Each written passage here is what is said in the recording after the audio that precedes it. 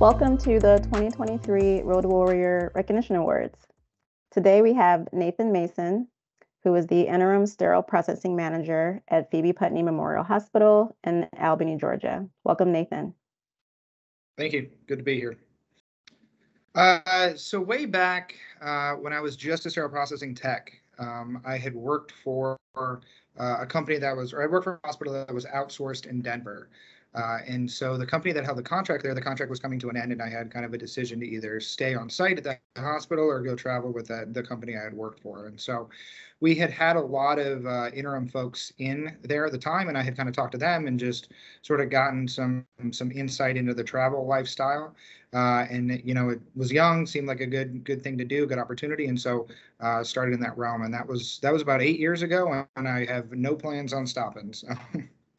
Yeah, so I really try to use actionable items and things that I've specifically accomplished in the past. So I've been on a lot of interviews and heard on a lot of interviews where folks will say, I'm good at education, or I'm good at lowering IUSS rate. But I like to actually point out where I've done that specifically at hospitals. And so they say, well, do you have any education background? And instead of just saying yes, I can say, yeah, actually, this hospital out at this account, I was able to complete X amount of competencies in a certain amount of time. And we had done an action plan to go through and knocked it out, and we had scheduled these in services, and just give real world examples of what you accomplished, and not just kind of say that you're okay with that, but prove that you've actually done that and have that experience.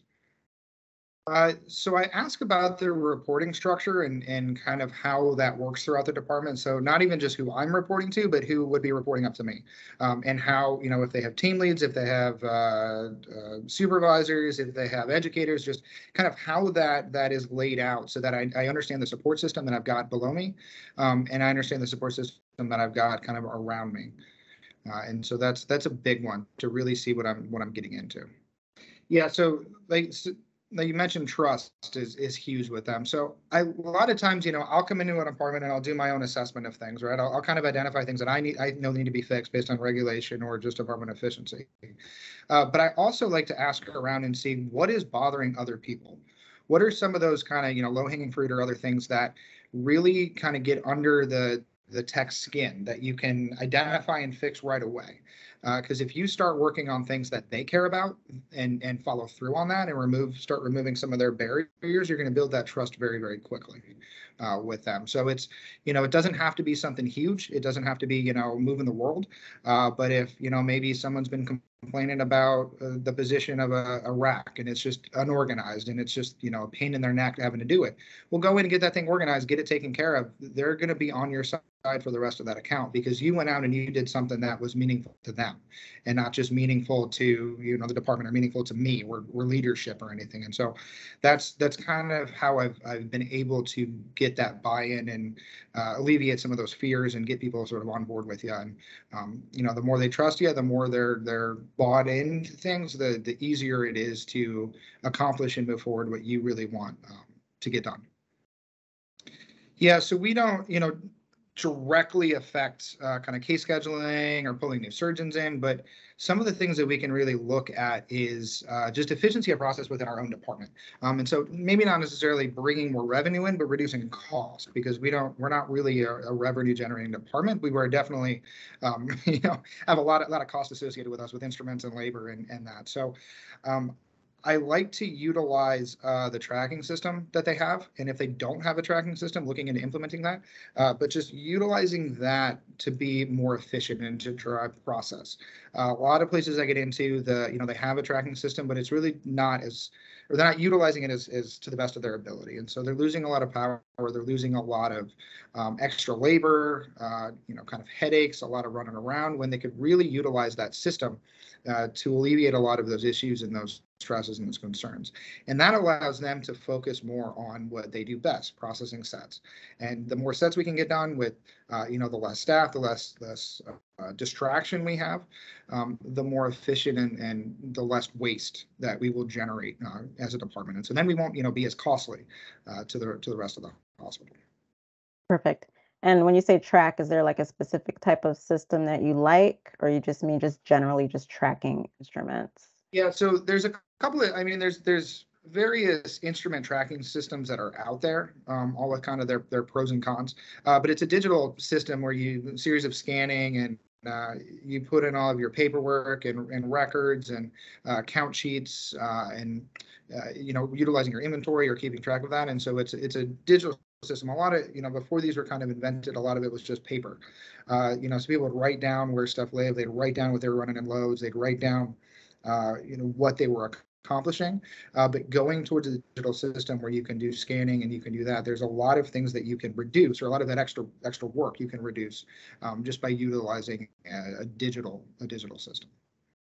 Yeah, so one of the things to really look at for that is inventory utilization, whether you are have the right sets for the right procedures and have the right number of sets for the right procedures. And so, case delays come about, canceled cases, surgeon satisfaction can all trace back to whether we have the right instruments to the right place at the right time.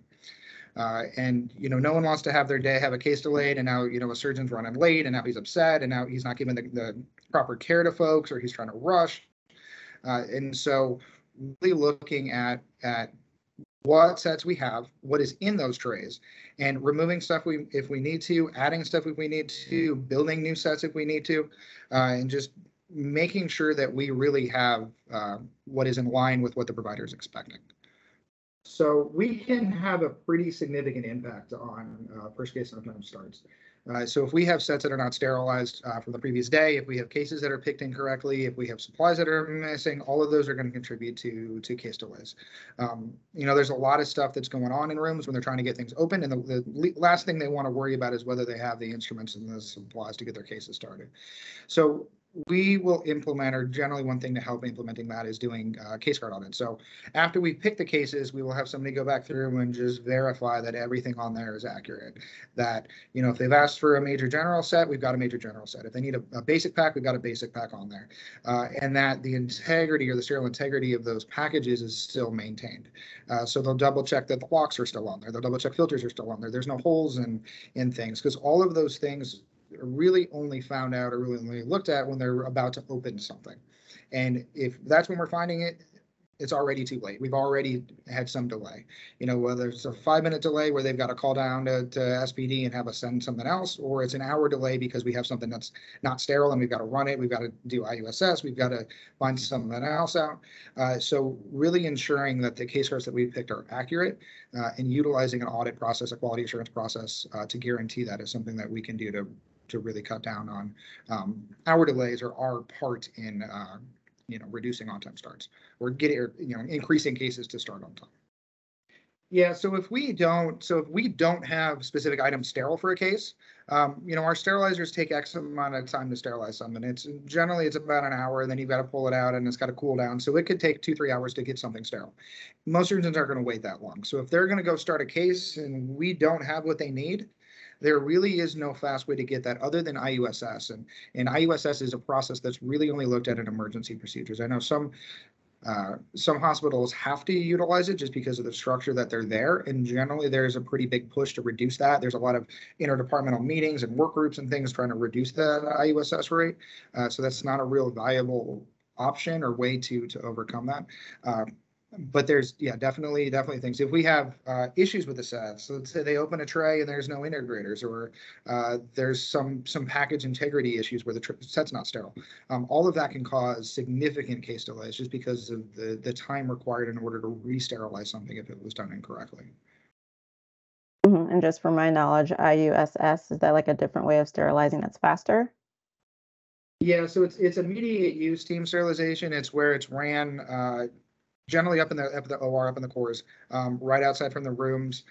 It's still ran on a fairly typical cycle for exposure time and temperature, but the dry time is cut down, and then that item is used immediately instead of being allowed to cool and go through kind of that complete process. So.